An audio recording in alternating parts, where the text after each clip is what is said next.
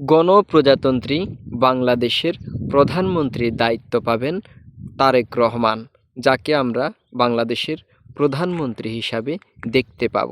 সেই আনন্দ ছড়িয়ে পড়েছে সারা বিশ্ব, বাংলাদেশ তথা প্রত্যেকটি মহলে মহলে, পাড়ায় পাড়ায়, মা বোনদের মুখে, সবার মুখে নাম শুধু চলতেছে তারেক রহমান।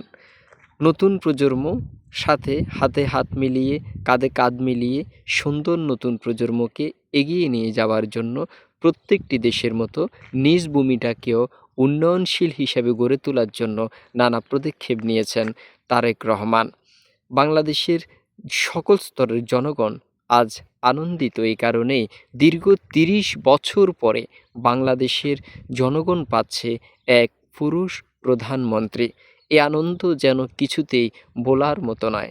আমরা যারা প্রবাসে থাকি, যেখানেই থাকি না কেন, দীর্ঘ অপেক্ষার পরে, ধৈর্যের পরে যে দায়িত্ব বাংলাদেশের প্রধানমন্ত্রিত্ব নেবেন তারেক রহমান, তার প্রতি আমরা সবসময় দেশের সরকার হিসাবে তার প্রতি আমাদের সবসময় আমরা শ্রদ্ধাশীল, এবং সেই সাথে বাংলাদেশের যারা সেনা কর্মকর্তা রয়েছে, দেশের অতন্ত্র প্রহরী যারা রয়েছে, তাদের অকুলান্ত পরিশ্রমে আজ সম্ভব হয়েছে বাংলাদেশের সুস্থ সফল একটি নির্বাচন আমরা দেখতে পেরেছি।